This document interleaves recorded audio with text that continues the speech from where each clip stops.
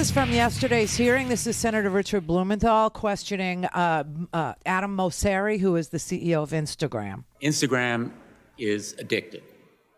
That's the view that has been repeated again and again and again by people who are expert in this field. Parents know it, and for teens who see Instagram's algorithms encouraging, for example, eating disorders, they find it almost impossible to stop. The UK code restricts Instagram's use of addictive design, legally restricts its use of addictive design.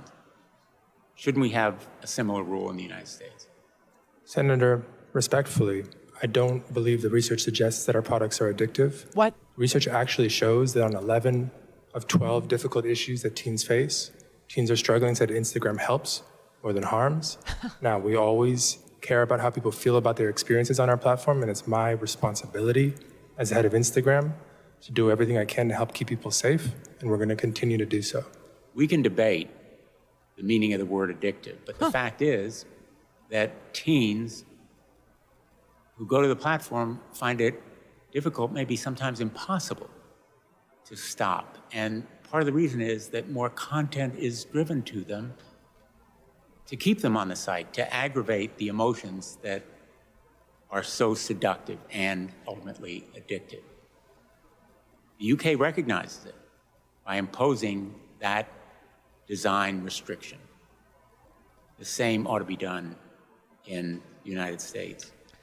So in several countries around the globe, democracies like the UK, Italy, Australia, they have restricted the amount of time, they have restricted the chronological algorithm, they have restricted a lot of the practices that Zuckerberg's companies deploy on us and our children because they find them counter to democratic principles and ideas, the disinformation, the misinformation, counter to public health, and counter to the mental health of their citizens, right?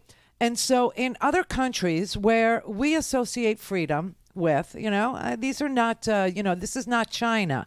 But America does look like it's going down this, hey, collect data on everyone road so we can control these people more than some of the freer countries in the world like Italy and, the UK, where they have a law called the duty to care, And so they're restricting the algorithms. They're saying to these companies who are exploiting humans with this aggressive algorithm that feeds them only things that they seem to want to hear, they restrict that because it's counterproductive to a democratic and free and healthy society. But not here. And so Instagram and Facebook and all the other, TikTok is a Chinese company, you understand.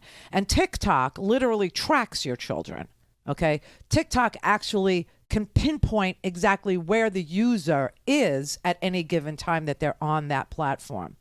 So now I actually was reading this article today, trying to figure out what the solutions might look like. And this is where I came across the information that other free countries have legislated.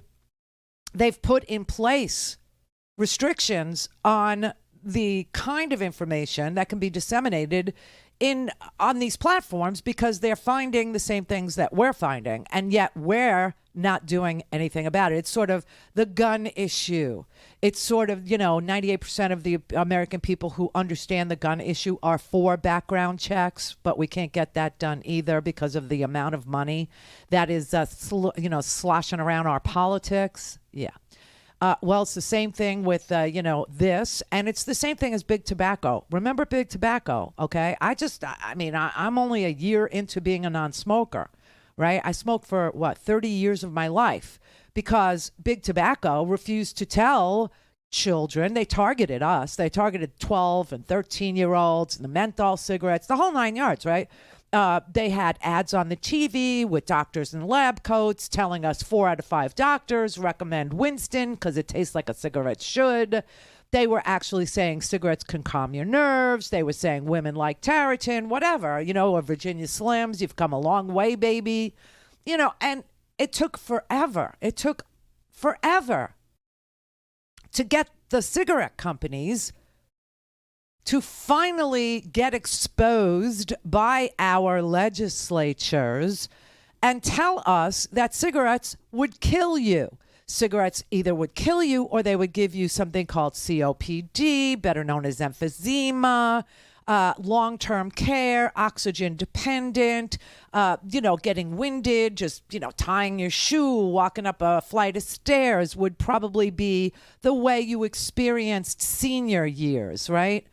And they didn't want to tell you that. They targeted us as teenagers because that is when you are most susceptible to these advertising branding efforts. And that is exactly what's going on with Instagram. It's exactly their model. It's no different than big tobacco. And until and unless we actually legislate them into turning over the scientific information, in the case of big tobacco, it was that nicotine and tar and all that stuff, was gunking up your lungs and making it impossible for you to hold air in your little air sacs. It was, making the cilia, the little hairs that cleanse your lungs, lay down on the job and not be able to service your lungs and clean them out, causing respiratory distress and lung cancer and other things. So now we have to actually say, we need those damn algorithms, and they won't turn them over while they testify over and over again. Oh, yes, we take your input seriously, and we want to have an expert panel come and look at the way we do our business and make recommendations, and then slowly we'll implement them if ever, or, that would be good, as a commission. We need a commission to study the effect. Meanwhile, today in the New York Times, I have to tell you, this is just so freaking frightening that I know it's holiday time and I really hesitated about whether or not to tell you this, but I think you should know because families are going to spend time together and you're going to start to notice things that maybe you haven't seen in the kids. Things maybe you have seen in the kids, but you didn't understand why they were doing it, or things that are happening to you. There's a 29-page article about children, kids, teens, 17-year-olds in Dallas and, 25-year-olds feeling miserable in Pennsylvania at their warehouse job and 30-year-olds in, Ireland. I mean, it's global. Seeking websites that help explain to them why they're so depressed, why they're struggling with their emotions, why they feel this lack of hope or joy. And the despairing are logging on, and guess what they're being taught now? I mean, it's not just the girls with the eating disorders, which we've heard from the woman, the whistleblower at Facebook, right? We heard her testimony telling us that they know what they're doing, and they're doing it anyway because they want to get kids hooked to the platform. Wait, this is hideous.